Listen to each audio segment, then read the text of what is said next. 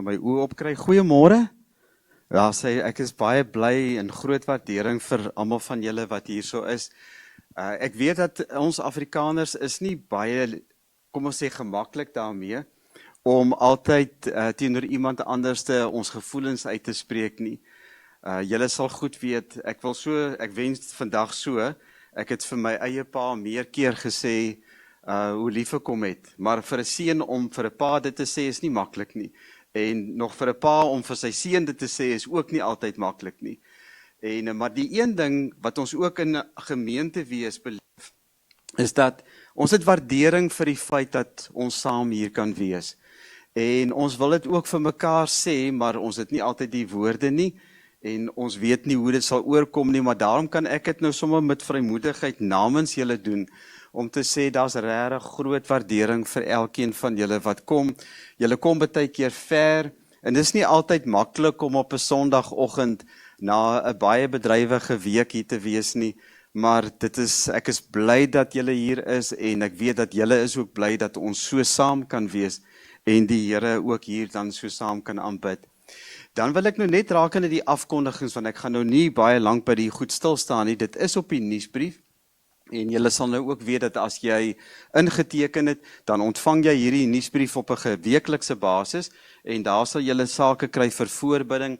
Nou in ons voorbidding is daar altyd dinge waarvoor ons die Here wil dankie sê, en ek het ook net hierdie afgelope week net besef weer, ons is eintlik so bevoorreg, as 'n mens dink ons leef in 'n wêreld, waarin daar soveel mense is wat minder bevoorreg is, en daar's mense wat regtig in haaglike toestande, as mense ook dink aan die oorloggetuisterde gebiede, daardie mense het regtig nie maklik nie. En ons het die voorreg om hier in 'n gebou by mekaar te kan wees, in 'n veilige land te kan woon, in 'n land te kan woon waar ons met vrymoedigheid saam kan kom om die Here te aanbid. Dit is soveel dinge. Ek weet nie of julle gesien het nie, dat in Damaskus is daar weer Christene wat gesterf het as gevolg van die feit ook, dat hulle op grond van hulle geloof geteken is, dood eenvoudig omdat hulle net in die Here glo. En hier is ons, en ons kan net vir die Here ook daarvoor dankie sê. Ek wil ook net die verjaarsdag, Henlo Bosch verjaar, nou dit is 'n gesin wat, hulle is nie vanoggend hier nie, maar hulle het dit reg gekry. Ek sal sommer so in die week dalk by hulle hoor hoe hulle dit reg gekry het, dat almal van hulle so op 'n ry verjaar. Dit moes nogal goeie beplanning gevat het.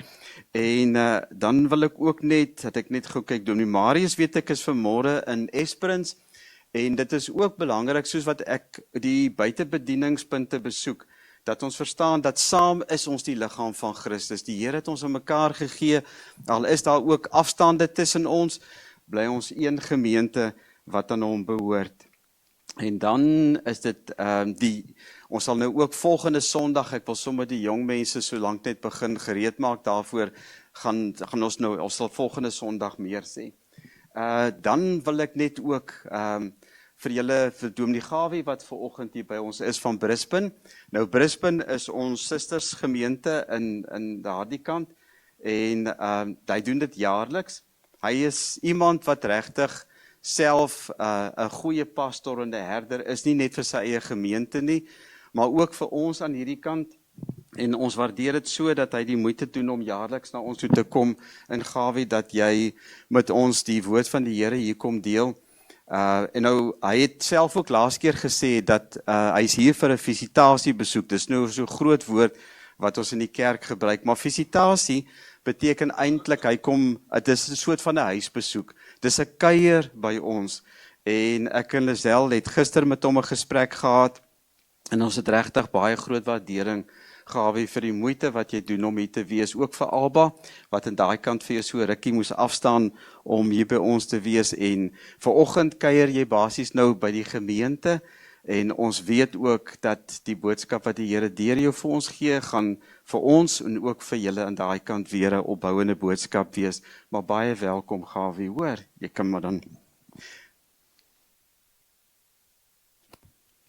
Dankie, Pieter. Baie dankie. Terwyl Pieter sy goedjies kry, Alba, dis my vrou, ek glo nie sy mis my regtig nie, haar sussie het nou 'n week kuier hier. En hulle het nou al gevlieg Daydream Island toe, en terug, hulle gaan vandag, as julle ooit in Brisbane kom, doen dit, is baie goed, hulle gaan vanmiddag die Matinee Outback Experience kyk. Wie dit al gesien in daai? Dis wonderlik, dis so 'n show, wat hulle die hele Australië verhaal uitbeeld. Baie pere, as jy hou van pere, maar is 'n groot arena met grond, en dan gee hulle vir jou, terwyl jy dit kyk, gee hulle vir jou kos. So dis regtig gewonder, so onthou, Outback Experience, hierdie is Pieter se bril, dink ek, is dit joune? Ja, dis lyk nou net 'n leesbril, en vanoggend hoef hy nie al die leeswerk te doen nie. Dis vir my goed om hier te wees, dankie Peter vir die verwelkoming. Ja, mense is altyd met so 'n visitasie lekker besig, so baie dankie aan elkeen wat gister na my geluister het. Ek het die kerkraad na die middag ontmoet, nadat ek die oggend vir Pieter en Lizelle ontmoet het. Intussen het was Jan hulle vir my goed, vir my motor geleen. Kon ek na lidmate van ons toe ry, wat nou onlangs verhuis het, gou daar gaan, hallo sê en hoor of alles by hulle reg is, en dit was alles baie goed. Dankie vir elkeen wat die woonstel voorberei het. Ek weet nie wie dit gedoen het nie, maar ek het lekker gebly en lekker geslaap. Goed, Pieter het verwelkom, so ek gaan dit nie weer doen nie. Ek dink ons kan dadelik begin met die erediens. Ek sal net so voor die prediking iets sê oor die visitasie, net enkele goedjies wat ek opgetel het, en waaroor mens dankbaar is, maar dit pas dalk dan nou later in die erediens. Mens sou dit hier ook kon doen, maar ek het dit op my program so 'n bietjie later. Kom ons raak stil dan, bid ons saam. Here, saam met die psalmdigter, kom sê ons, ek wil die Here loof, met alles wat in my is, wil ek die Here loof. Ek wil die Here loof en nie een van sy weldade vergeet nie. En Here, help ons om dit reg te kry. Want soms kan ons so stroef oorkom. Dan is in ons harte dalk 'n lied, maar dit wys nie op ons in ons lyf nie. So baie dankie dat ons U kan loof. Amen. Dis seker iets wat mens kan aanleer, maar julle sal nou saam met my stem, daar's van die swart volke wat daarom hierdie loof met hulle hele lyf baie beter as ons reg kry, nê? En as ons dan nou die Here gaan loof, nadat ek julle gegroet het, kom ek doen dit eers. Genade vir julle in vrede van God ons Vader en Jesus Christus ons Here. Kom ons sing, as ons hom dan loof, met alles wat in ons is, die Here loof. Ek het 'n psalm gekies, sy woorde het so 'n bietjie verander van dit wat ons onthou, want die kinders sou nou nie verstaan het van blye galm dalk nie, maar nou kan hulle ook alles verstaan. Kom ons sing, prys die Here, loof en prys hom.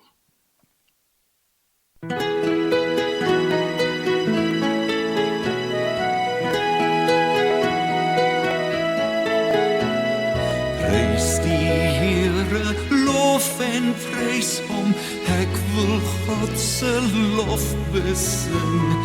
Hy is magtig, loof en prys hom, ek wil God my loflied bring. En solank ek leef om eer, loof die groot en troue Heer. Hy is goed, die God van Jakob, vestig ook op hom jou hoop. Hulpeloses rig hy weer op, blinde oë maak hy oop. Hy wat als geskape het, hy alleen sal jou kan red. God gee uitkoms en bevryding, hongeriges gee hy brood. Hy genees ons van ons lyding en verlos uit elke nood. Die verdrukte in gebed, hoor hy aan sy liefde red.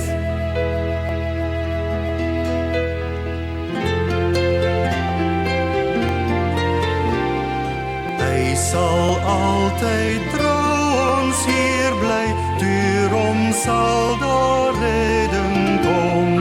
Maar die goddelose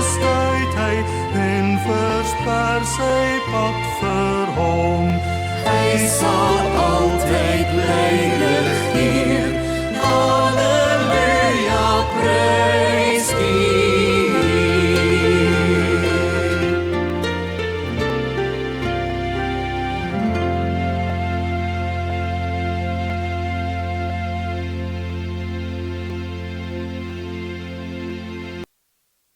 Lysie en woorde, kom ons sing dit.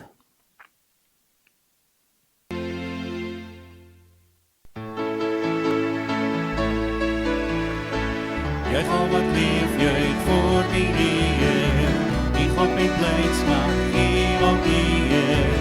Kom nader voor sy aangesige, en prys hom met 'n lofgetuige. Wat goede dieren is die Heer. Sy goedheid eindig nimmer meer. Sy trou en waarheid wou al dra, tot in die laaste nog gestaan. Dankie Jesus, dankie, dankie Jesus.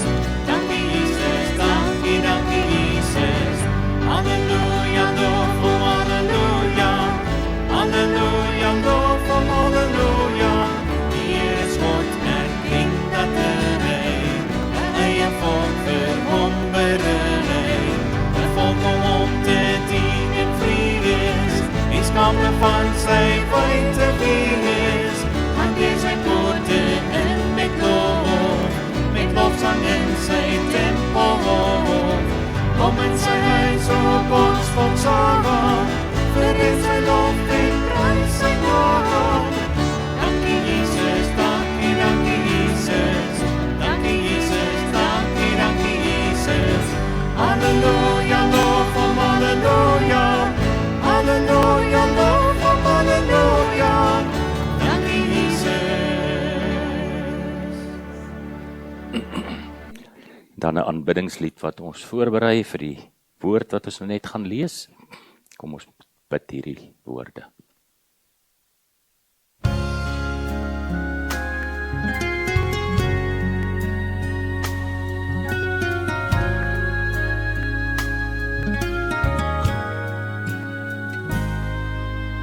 Gees van God wat in my woon, breek die woord vir my.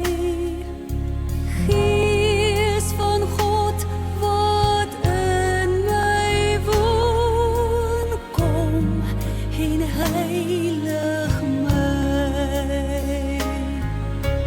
Troos my, sterk my, leer my, lei my. Gees van God, kom heilig my, breek die woord vir my.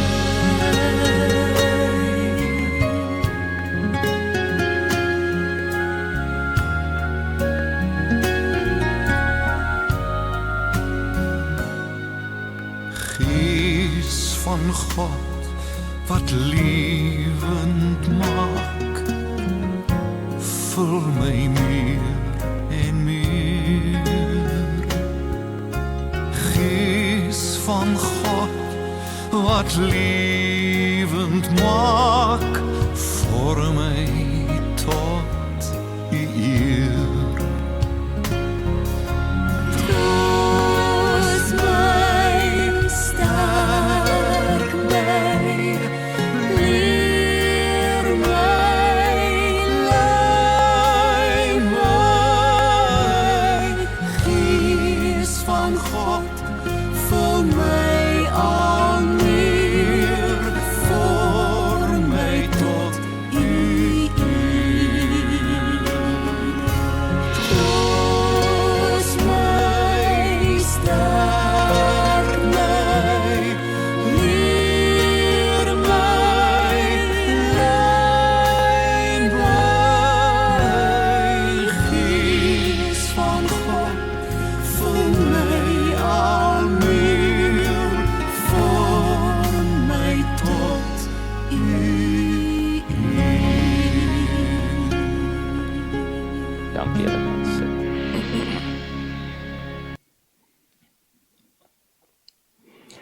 Ons gaan die gedeelte wat gewoonlik nou aan die beurt kom, die skuld of die wet en die skuldbelydenis en alles gaan ons doen na die prediking. So kom ons raak sommer dadelik stil.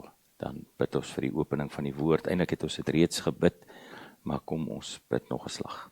Here, baie dankie dat ons hierdie woorde van die lied uit ons hart uit kan bid. Wil U, o Gees van God, wat vir ons kom leer en wat vir ons kom lei, en wat vir ons versterk en vir ons vertroos, wil U so in ons lewe teenwoordig wees, dat ons elke dag U leiding ervaar. En ons weet, ons kry U leiding veral uit U woord. Dis waar ons hoor wat ons moet doen. Dis waar ons soms dinge raak lees en besluit om vir U ook te sê, Here, dit wil ek doen. So wanneer ons nou U woord oopmaak, is dit met 'n gebed van, kom raak ons aan. Dankie dat ons weet, elkeen van ons is hier, omdat U met ons 'n afspraak gemaak het vir vanoggend. Nie sommer net omdat ons besluit het, dis 'n goeie gewoonte nie. Dit is ook 'n goeie gewoonte, en 'n baie goeie gewoonte. Maar ons doen dit nie om daai rede nie.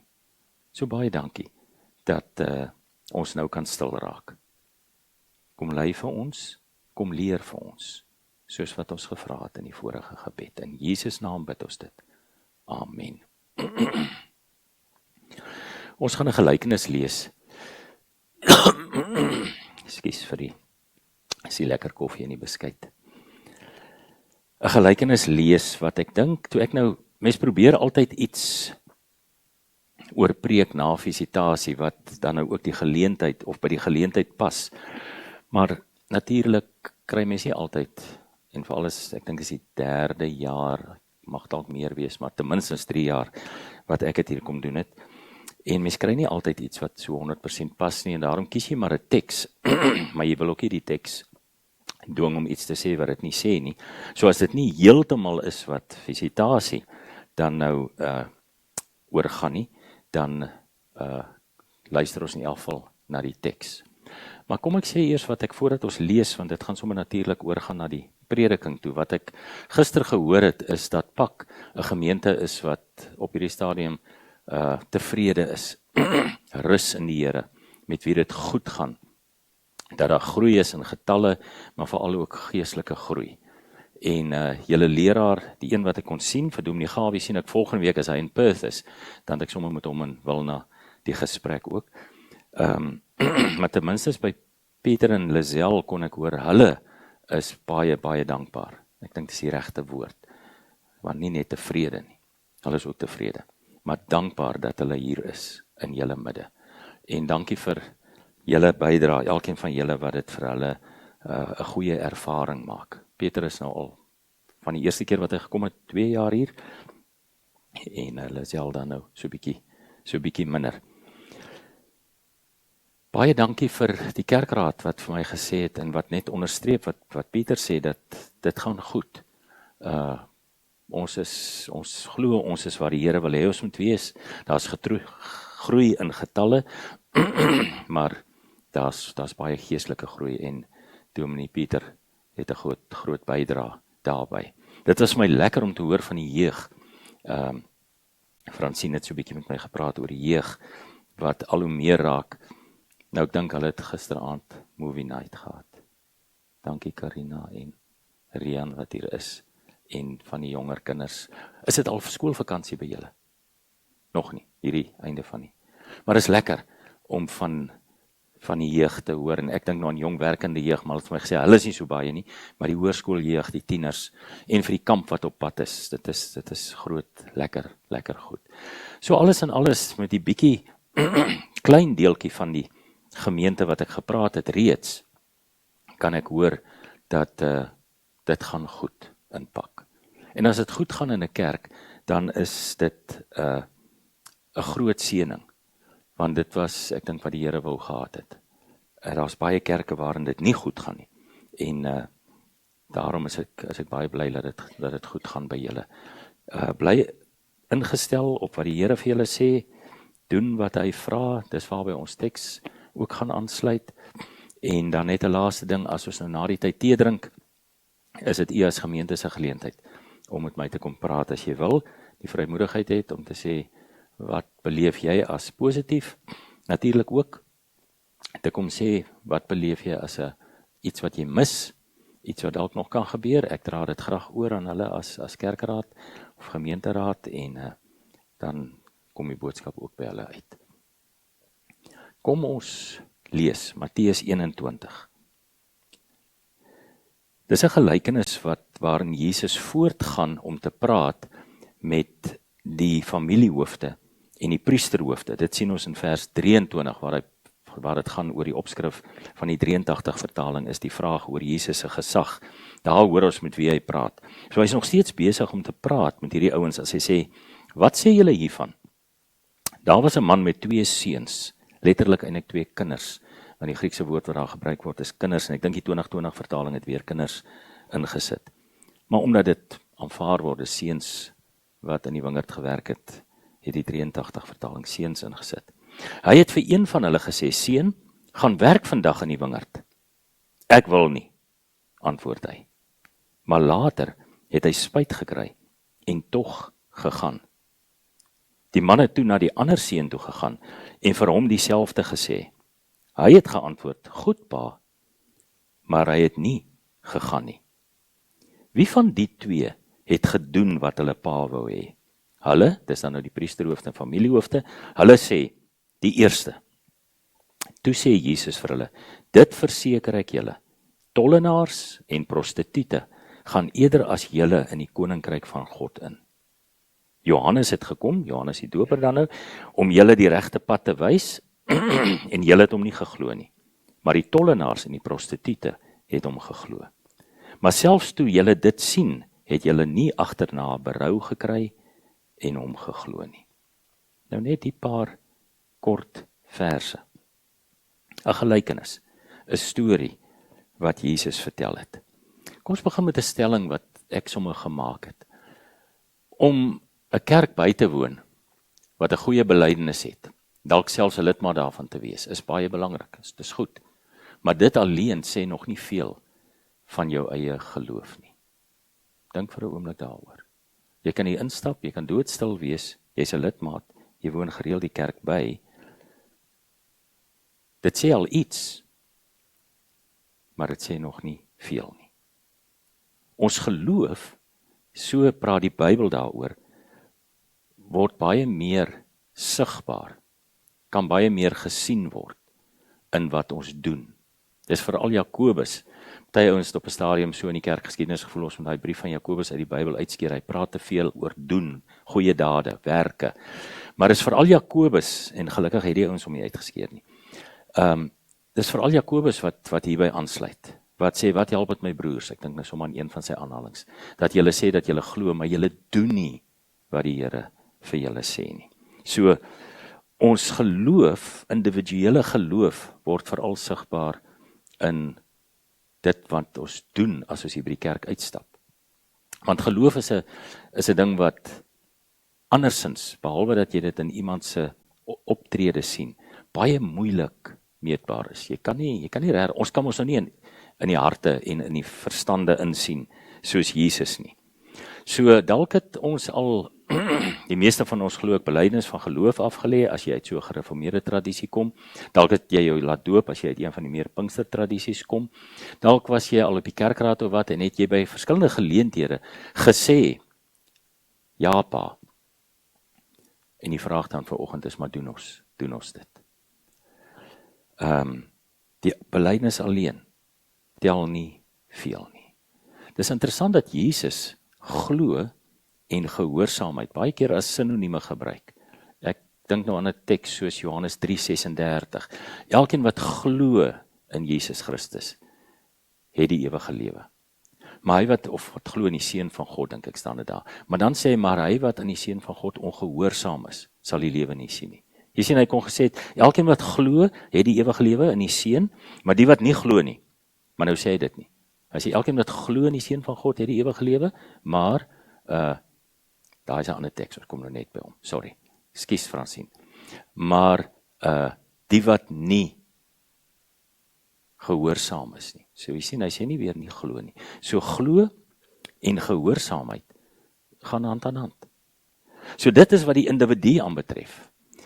Ek dink wat 'n kerk aanbetref, as ons die kerk begin beoordeel, is dit net so belangrik. 'n Kerk moet belydenis hê, 'n kerk moet praat, 'n kerk moet sê.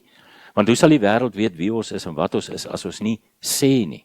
En daarom moet ons goed soos belydenis skrifte, daarin sê ons wie ons is. Baie ouens kan net dit gaan lees en hulle 'n goeie idee van wat pakgemeente is en wat hulle glo. So 'n kerk ons is 'n kerk van die woord, sê ons. En daarom moet ons ook 'n kerk van woorde wees. Ons moet praat. Maar wanneer ons dan praat en ons sou nie doen nie, dan kyk die wêreld na ons en sê, dit sê nie vir ons veel nie. Dit beteken nie regtig iets nie. So geloof impliseer belydenis. As ons sê ons glo, dan moet ons iets sê. En as ons iets sê, as ons bely, dan impliseer dit dat ons ook iets sal doen. Die kerk loop gevaar dat sy kerk wees, dat sy woorde maar net leeg kan wees en betekenisloos kan wees, as hy dit nie doen nie, as albei goed nie saamgaan nie. So Fransien, dankie. Nou soos by daai Matteus. Jesus het by geleentheid gesê, en dit lyk vir my, dis eintlik, as mens 'n ander woord daarby kan voeg, jy kan so albelydende doodgaan. So al sêende kan jy die lewe mis, ewig doodgaan. Kan jy die lewe mis? Nie elkeen wat vir my sê, Here, Here, sal die koninkryk van die hemel ingaan nie, maar net hy wat die wil doen van my Vader wat in die hemel is. Calvin het blykbaar gesê, die ou groot kerkvader, dat ons word wel nie deur werke gered nie, maar ook nie daarsonder nie. So dit net so inleidend om die twee goeters waaroor dit hier gaan in ons teks by mekaar te bring. So kom ons gaan kyk na die teks. Ons teks praat oor twee seuns, twee kinders. Die dekor is 'n wingerd wat ons almal baie goed ken. Hier by julle is die Swan Valley waar daar's ook wingerde, nê? Ja. En daar waar ek vandaan kom, Banbury en Margaret River, daai wêreld baie wingerde. So ons ken die beeld. En ons ken die eienaar van 'n wingerd en hy het werkers. En nou sê Jesus in sy gelykenis, hierdie wingerd is God se koninkryk. Dis nie noodwendig die koninkryk wat in die hemel is nie, maar dis die koninkryk hier op aarde, hier waar God wil regeer in mense se lewens. En so sê die model vir gebed ook vir ons, daar's die twee koninkryke, laat die wil geskied soos in die hemel, in daai koninkryk, so ook hier op aarde, ook in hierdie koninkryk. En in hierdie koninkryk is die werkers, en in hierdie geval twee seuns. Kom ons noem die een die ja-broer, dis die ou wat sê, ek sal dit doen, maar hy kom nie daarby uit nie, en dan nou die nee-broer, die een wat sê, nee, ek wil nie, maar wat eintlik eers in die gelykenis genoem word, maar dan tog gaan. En ek dink, as ons nou na die twee kyk, en ek gaan net so 'n bietjie uitmekaar hou, dan wil die Here vir ons in die gelykenis vra, probeer mooi dink, waarop het jy al oral ja gesê? Of probeer mooi dink, waar het jy dalk nie ja gesê nie, maar jy het volgens die behoefte, as jy die woord hoor, om tog jammer te wees en te gaan doen. Hy wil ons so bietjie help, lyk dit vir my. Dit was iets wat die dominee gesê het toe ek en Alba die dag getroud is, om so 'n stukkie hemel op aarde te bring, God. En daarom gaan werk in die wingerd, sodat hierdie wingerd, hierdie koninkryk van God, begin lyk soos die koninkryk daarbo. Toe ons trou het hy ook gesê, die huwelik is so 'n stukkie hemel op aarde. En ja, dit kan so wees. Party ervaar dit dalk nie altyd so nie. So toe die opdrag kom, toe sê kom ons praat eers oor die ja-broer, toe sê hy, ja pa. En hy sê dit, as ons na die Grieks gaan kyk, baie respekvol, want hy gebruik die woord, en ek gaan die Griekse woord sê, omdat julle dit ken, kurios. Ja, my Heer. Wat beteken baie eerbiedig. Dis 'n woord wat baie keer, meeste van die tyd in die Bybel gebruik word, as mense na Jesus verwys. Ja, my Heer, ek sal in die wingerd gaan werk. Maar van die werk gebeur daar nie veel nie. Daar kom nie veel tot stand nie.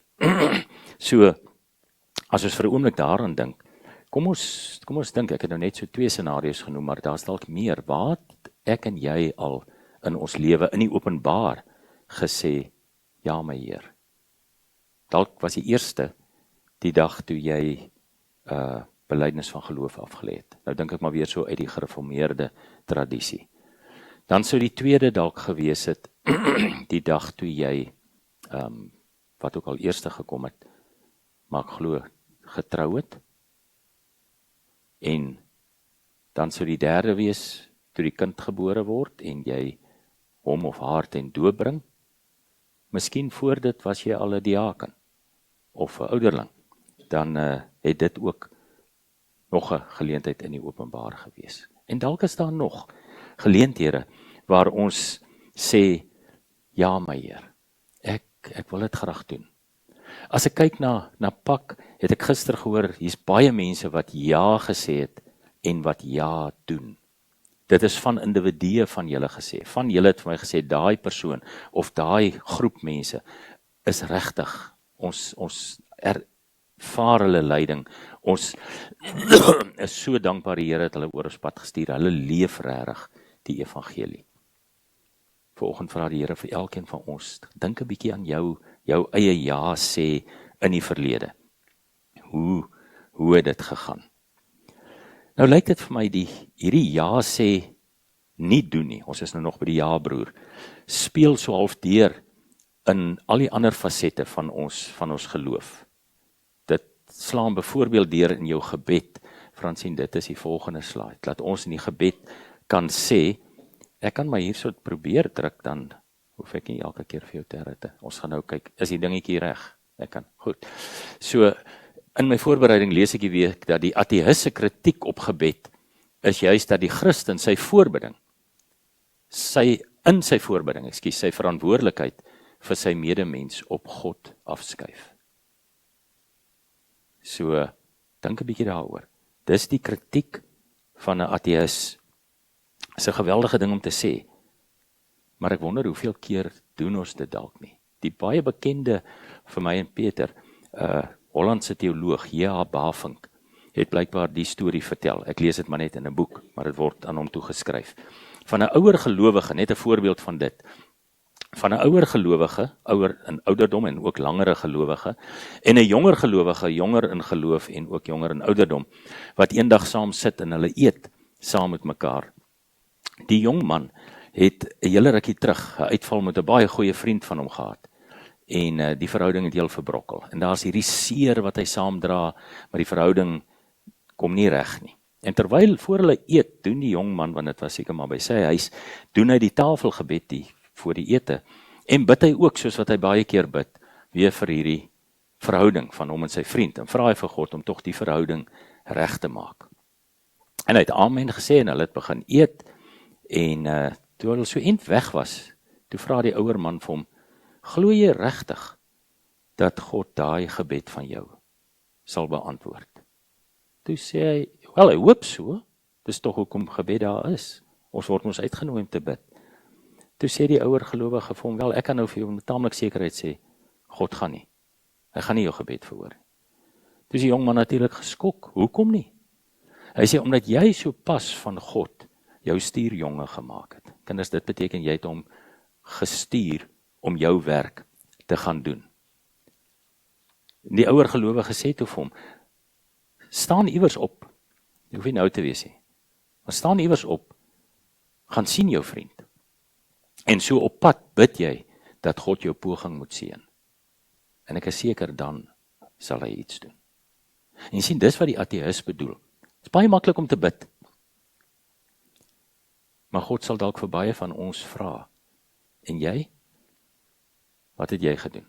Daar's die ander verhaaltjie, dit is nie in my teksie, maar ek dink nou sommer net daaraan, van die dogtertjie wat op straat loop en bedel, en 'n taamlike gegoede jongman stap daar verby, en hy sien die dogtertjie, en hy stuur so skietgebed op, en vra, Here, help tog die kind, dit kyk, hoekom help jy haar nie? Dis reg, hy die vraag vra, hoekom help jy nie die kind nie? En toe hoor hy, asof die Heilige Gees vir hom sê, want dit was 'n gelowige mens, asof die Heilige Gees vir hom sê, maar ek het jou gemaak. En hier stuur ek jou oor haar pad. Jy is nou by haar. Doen net iets. Maar jy sien, hoe kan ons in ons gebedslewe, dis die ateïste probleem met baie, kan ons in ons gebedslewe dan nou net aangaan. Ons soek godsdiens, maar ons wil nie die dien deel doen nie. Ons kan kerk toe kom, en ja, dit kan 'n alibi raak, van jy weet daar's iets wat jy moet doen, maar jy kom kerk toe, jy lees jou Bybel elke aand en oggend, dis alles goeie goed, hoor my nie verkeerd nie, maar dis wegskram, dis dade om weg te loop van dit waarvoor die Here jou eintlik roep. So Jesus het dit daaroor, dat 'n mens kan ja sê, maar op die ou end nie daarby uitkom nie. Fransine, ek sal hom sommer nou so blaai. So kom ons kyk, hoe lyk die neebroer? Dis die ou wat op die ou end dan nou hoor, maar hy was beter as Jesus vir die familiehoofde en die priesterhoofde vra, nou, wie sê julle het gedoen? En natuurlik is dit hy het op die ou end by die doen uitgekom. Hy sê aanvanklik nee, maar dan gaan doen hy. Maar wat vir hulle seker verskriklik skokkend was, is dat Jesus sê, dis die tollenaars en die fariseërs. Nee, ekskuus, die tollenaars en die prostituie, dis hoe dit daar staan. Dis hulle, die ouens met wie hy praat, is dalk heel moontlik die fariseërs, die familiehoofde en die priesterhoofde. Maar is die tollenaar en die prostituut, vers 31, hierdie ongure karakters, hierdie ouens wat nie die heiligheidseksamen van julle priesterhoofde en familiehoofde sal slaag nie, en ook nie dalk my en jou heiligheidseksamen nie, maar hulle gaan baie keer vir ons voor in die koninkryk van God. Gaan hulle daarin omdat hulle net die goeie dade het? Nee. Daar's nie ander wie hoe ons gered kan word nie. Dit preek Pieter en Dominee Gawie ook vir julle. Daar's net Jesus. Ons moet die belydenis hê. So hulle gaan ook nie daarin omdat hulle net goed doen nie. Iemand vra in verlede week vir my in 'n Bybelstudie, maar wat van al hierdie baie mense wat so baie goeie mense is, wat so baie goed doen, maar wat nie vir Jesus bely nie. Is daar nie 'n manier hoe hulle gered kan word nie? En ons almal ken die antwoord, nee. Dis hartseer, maar dis wat die Bybel sê. En ons moet die Bybel glo. Ek is die weg en die waarheid en die lewe. Niemand kom na die Vader toe behalwe deur my nie. Hy is die deur, hy is die ingang. Al die beelde wat gebruik word. So, om net die goeie te doen, maak ook nie dat hierdie ouens ingaan nie. Is interessant dat die teks sê, hulle het berou gekry, en hulle het begin glo in Jesus. Dis wat maak, en dis wat die prostituie en die tollenaars dan nou iets gedoen het wat hierdie ander ouens wat luister na Jesus, wat hulle nie gedoen het nie. So net die doen van goeie dade, bring jou nog nie in die hemel nie. Mens kan blykbaar, het ons oor gepraat. Nee, ek soek 'n ander teks. O nee, ek het hom nie. Fransine, ekskuus, is nie jou skuld nie. Ek gaan hom sommer net aanhaal. 'n Mens kan blykbaar so aldoenende ook verlore gaan.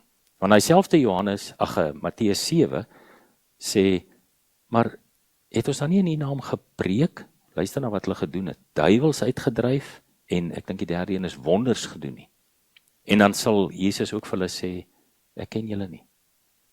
So jy kan so al belydende verlore gaan, as jy nie uitkom by die doen nie, maar jy kan ook so al doenende, baie goeie mense, wonderlike mense, kan jy ook verlore gaan. En dis dink ek waar ons daai slide, as die belydenis dat Jesus Here is, nie by die goeie dade gevoeg word nie, is hierdie goeie dade betekenisloos. Maar, as daar net die goeie dade is, en daar's nie hierdie belydenis nie, dan regtig, dan het ons ook nog net die helfte gedoen.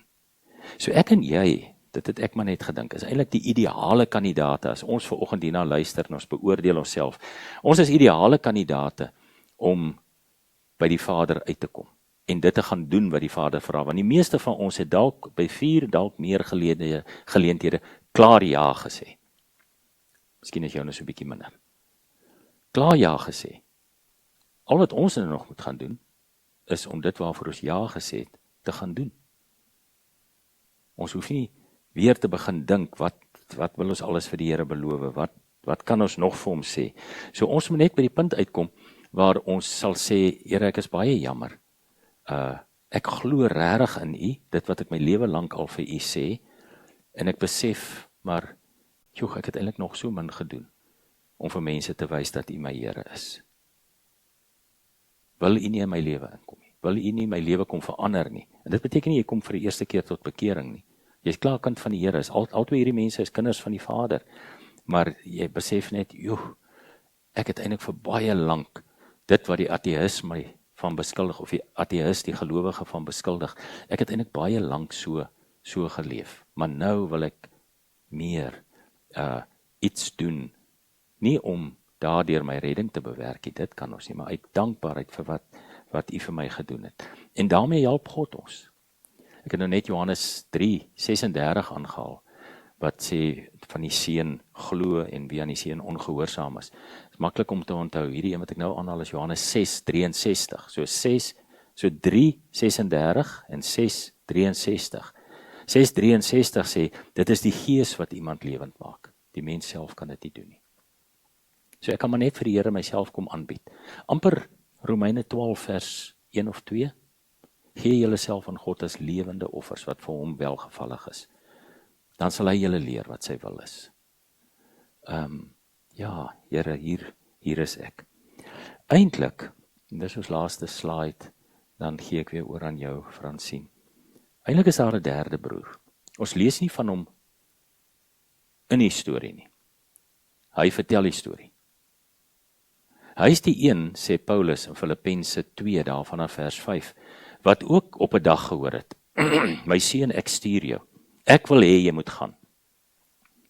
En dan sê Paulus daar in Filippense 2, hy sê, Jesus het homself nie so belangrik geag, dat hy gesê het, Vader, regtig, ek nou daar na daai klomp toe gaan. Nee, hy het gegaan. Sonder vrae, sonder, ja, ek sal maar nie daarby uitgekom nie, sonder, nee, regtig, maar op die ou en toe nou jammer gevoel, nee.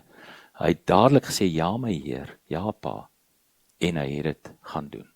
En daardeur is ek en jy gered. En weet ons is kinders van die Here. Deurdat Jesus so getrou was. So hy is eintlik ons perfekte voorbeeld wat ons moet navolg. Ja pa. En toe kom red hy ons. En sonder sy redding sou ek en jy nie 'n boodskap vir mekaar gehad het vandag nie. Paulus sê wel in 1 Korintiërs 15 sonder sy opstanding. Maar natuurlik kan hy nie opstaan as hy ons nie eers aarde toe gekom het en ons kom red het nie. So, dankie Here Jesus, dat U dit vir ons kom doen het. Dankie dat ons maar net na U kan kyk, as ons wil weet, hoe moet ons optree? Wat moet ons doen? Wat is nou eintlik die regte, hoe lyk 'n kind wat U goedkeuring wegdra? En Jesus het dit gedoen, omdat hy sy Vaderhart ken. En ek en jy wat ons Vaderhart ken, ons hemelse Vader se hart, moet dit ook doen. So mag die Here julle baie begenadig en baie help om uit te kom by dit wat sy woord sê. En lees sy woord, want dit is belangrik dat ons dit daarmee sal besig bly, sodat ons dit kan hoor. Amen. Ek gaan nie nou eers 'n langer gebed doen nie. Ek gaan vra dat jy vir 'n oomblik stil raak en dat ons elkeen 'n stil gebed bid, waar ons net vir die Here sê, paar dinge. Miskien wil jy eers vir hom sê, jy is jammer. Miskien wil jy dadelik vir hom sê, baie dankie. Wat dit ook al is, kom ons maak die oë toe, en daarna so ruk stilte sal ek vir ons bid.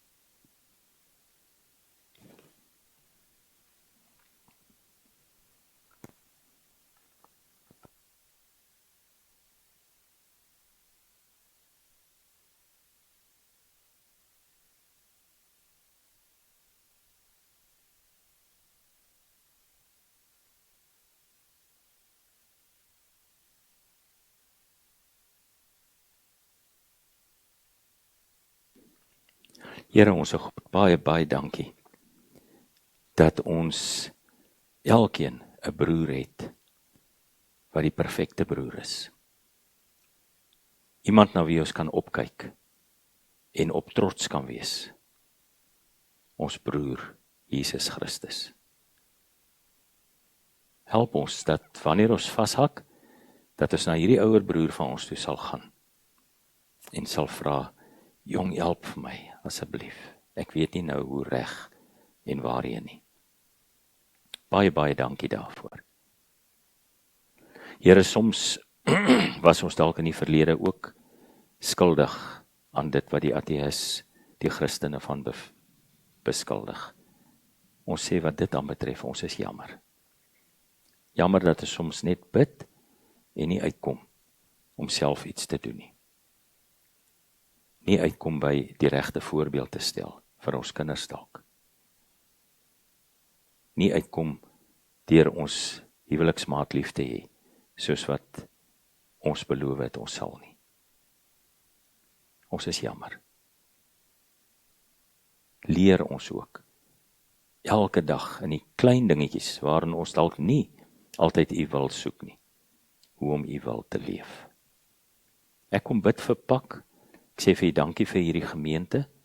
Dankie vir die tyd waarin u reeds 'n pad moet hulle stap oor die afgelope klomp jare. Dankie vir die leiding. Dankie vir die rigting wat u aandui. Dankie dat ek gister kon hoor, dit gaan goed. Op baie gebiede, finansiëel, wat die bestuur aanbetref, wat die uitreike aanbetref, wat die sendingvisie aanbetref, die betrokkenheid by Bali, 'n klomp goeders. Baie dankie daarvoor. Ek bid dat u vir hulle en vir ons, so algaande, soos wat ons dankbaar is oor 'n klomp goed wat goed gaan, ook sal altyd uitwys wat dalk nog tekort skiet. En help ons dan om daarby uit te kom. Ek bid vir die leraars, vir Dominee Gawie en vir Wilna wat op pad terug is hierdie week, en ook waar hulle sommer dadelik weer Vrydag aand laat Brisbane se kant toe vlieg, om dieselfde visitasie daar te gaan doen, dat u vir hulle sal seën en vir hulle sal bewaar, en veilig sal terugbring, teen maandagoggend, wanneer hulle weer terug is hierso. Ek bid vir Pieter en vir Lizelle, dat u vir hulle sal seën, met die groot werk wat hy doen, en dankie dat ek weet in sy lewe dit raak sien, dat hy vir u lief is. Baie dankie vir die kerkraad, hier plaaslik, vir Jan, Francine, Hendrik, en dalk ander, as ek iemand uitgelaat het. Dankie dat u in hulle lewens werk, en dat u ook vir hulle lei. Ons bid vir die platteland, wat deel is van die groter gemeente hier, dat u vir hulle sal seën, vir Marius, waar hy weer iewers moet terugry, van Esperance af, ons weet dis 'n lang pad, wees met hom en bring hom veilig terug. Ons bid vir siekes, Here, ek ken hulle nie by die naam nie, maar u ken hulle, die op die platteland, die wat hierso in die gemeente hier in Clarkson is, ons bring hulle na u toe, soos die vriende van die man wat nie self by u kon uitkom nie. En ons laat sak hulle deur die dakpanele vanoggend tot voor u voete, en vra, Here, wees hulle genadig. Baie dankie, dat ons in al hierdie dinge weet ons vra en ons bid en ons loof en prys die hoogste gesag, die oppergesag. Niemand kan vir u overrule nie. As u besluit, dan is dit so. En dan sidder die Satan. Dankie dat ons gebede voor u, so wonderlike, groot, almagtige, alomteenwoordige, kragtige God kan kom lê.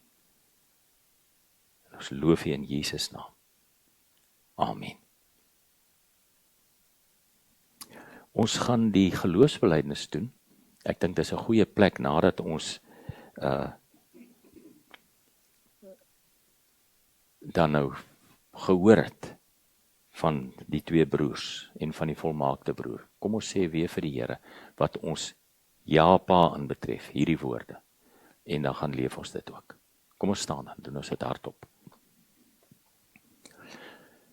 Ek glo in God die Vader, die Almagtige, die Skepper van die hemel en die aarde, en in Jesus Christus sy eniggebore Seun, ons Here, wat ontvang is van die Heilige Gees, gebore is uit die Maagd Maria, wat gelei het onder Pontius Pilatus, gekruisig is, gesterf het en begrawe is, en ter helle neergedaal het, wat op die 3de dag weer opgestaan het uit die dode, wat opgevaar het na die hemel, en sit aan die regterhand van God, die Almagtige Vader, vanwaar hy sal kom om te oordeel die wat nog lewe en die wat reeds gesterf het.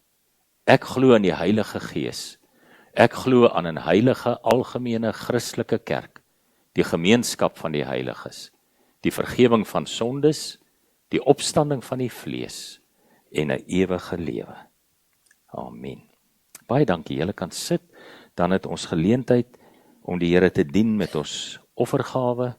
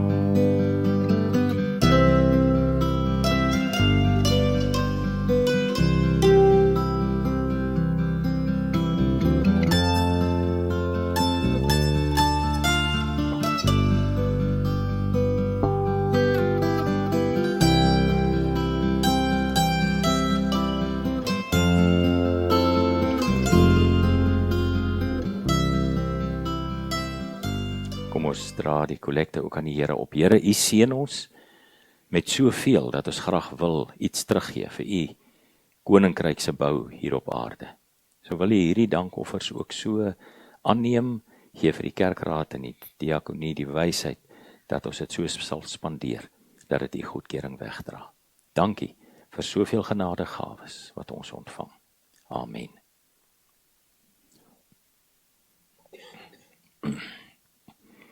Ons gaan 'n lied sing wat getuig dan nou van dat ons 'n verskil in hierdie koninkryk van die Here moet maak, dat ons regtig moet gaan werk. Ek is nie seker nie, ek het vir Fransins gesê sy moet die versies kies wat op die opname is, so ek weet nie of daar 1 of 2 of 3 is nie, maar kom ons staan, ons sing tot die musiek ophou.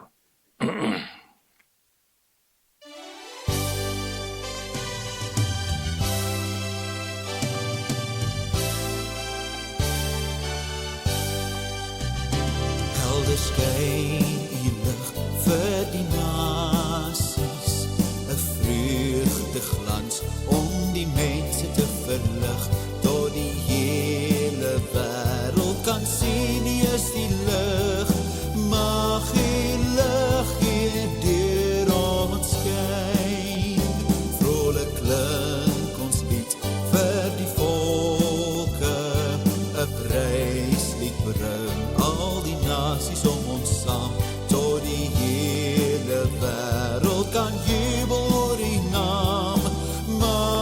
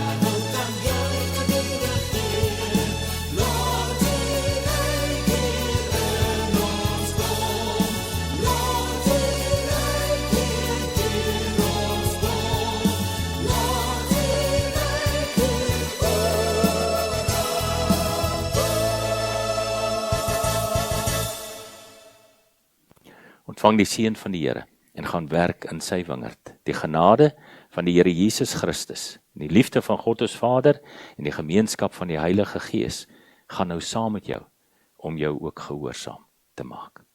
Amen.